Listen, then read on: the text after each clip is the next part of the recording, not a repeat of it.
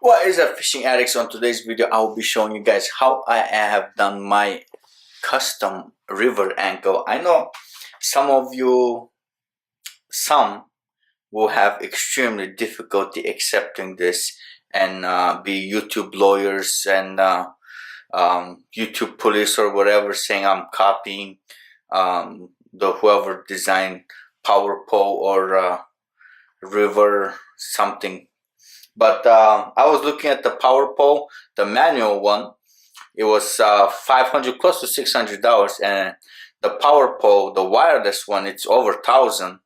And I saw a guy who made a cheaper version of the original power pole, and he was selling it for $400. So I looked around, and I found a similar video for a different type of kayak. So I took some of the stuff from that video, and I'll leave the video down below. And I did a couple of things different, and I know a couple of people already on Facebook told me I should have used the gray PVC pipe because it's UV resistant. But the reason I didn't use it is because I found a metal rod. This is a half-inch metal rod, and it goes to the PVC. I don't know if it's gonna zoom in too bright. There we go.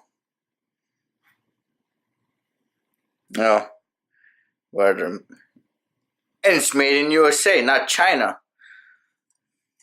Actually, it's also assembled in USA since I assembled it in my garage, but it doesn't say. Either way, I got the whole thing. Cost me probably around, I would say around $80. $20 for the PVC, $8 for the electrical box, and I actually have the receipt for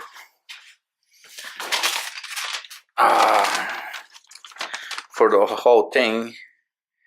It is $47.44. Well, that's it's $50 because I actually had to pay for a glue that I did not have. So if you have piping glue, it'll run you $10 less, actually $15 less. So let's get to it. Let's start with the action. So here's what you do. It's the same thing as a manual power pole. You pull, it comes off, except it's hitting the roof of my house, but you guys get the idea. So I just put this eyelet, and I tied it down. What I'm gonna do is, in order to carry it, I'm gonna remove this,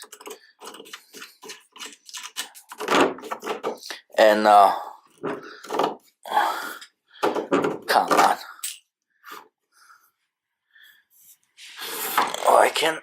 Okay, you guys see the metal? It's real snug in there, and I put some Coldwell in there so the metal doesn't rust. But I guess I missed a little spot, so this thing goes in there. So all you do is just pull, comes out, let it go, goes down, and this thing is pretty heavy. And I shaped the starboard myself. I bought the 12 by 12. Had to cut it. I will use a cardboard box to shape this. Once you shape it, then apply the shape to the starboard box. It'll save you so much headache. That's what I've done. That's why there's still paint left over, but I'll wash it up. I put 2 bolts on just for now. I have to remove this in order to put it in my car.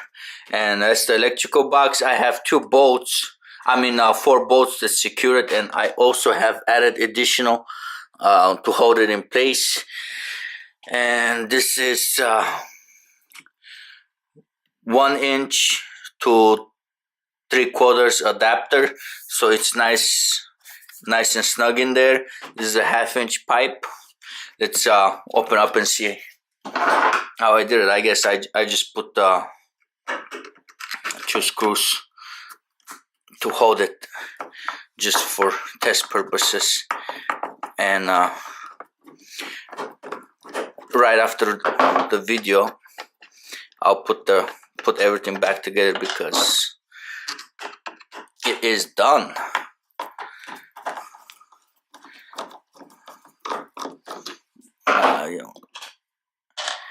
Okay, let's see now if we can pull this off. As you guys see, I just have I believe this is for hiking or rock climbing. It's from H2O. Everything will be down in my description. And I got this from Amazon. I think it's like $6. And all I have over here, it's just the additional screws that I have put on. And that's about it. It's very simple design.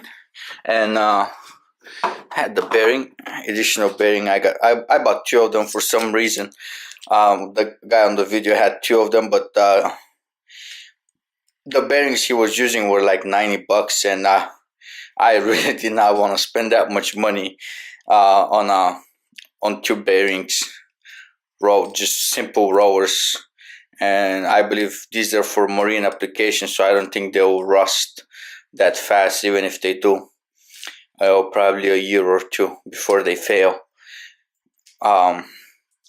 Other than that, I got the rope. It's also from Lowe's, and I have attached it to my landing gear, and I will make something that will hold it just like an anchor wizard, but manual one.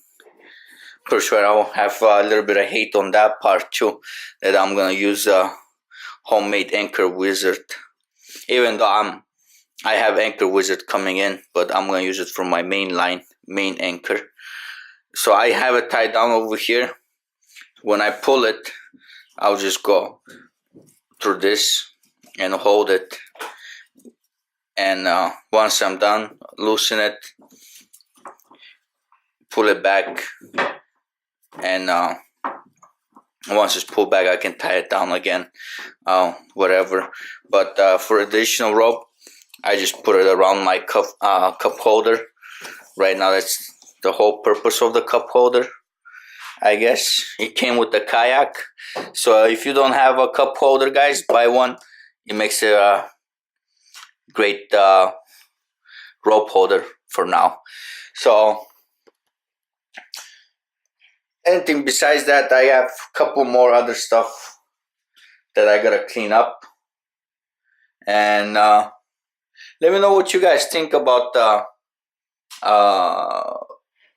river anchor. You guys think it's a good idea or not? And I know a lot of people were saying on social media that you will not hold and you'll flex too much. Like I said, maybe when I did the video, I made a 30-second video on the Jackson page for on Facebook, and a lot of people said the pipe will flex too much. Actually, once you put a 1/2 inch rod in there, it's not gonna flex that much. Even if you buy you can do the whole setup, this thing, and buy a river stick or whatever, and it'll work just as good as this, even if not better. You just have to make sure you can run it through this, or just change these, and you don't really have to put those on. I don't know what I did. This whole thing will be painted pretty soon, except the top. Maybe I'll put the top hot pink with white dots on it. Pretty sure it will work out. It's a little macho color. But that's it, guys. If you haven't subscribed to my channel, hit that subscribe button, and I'll try. I don't want to make the video more than it has to be. So I'll catch you guys on the water.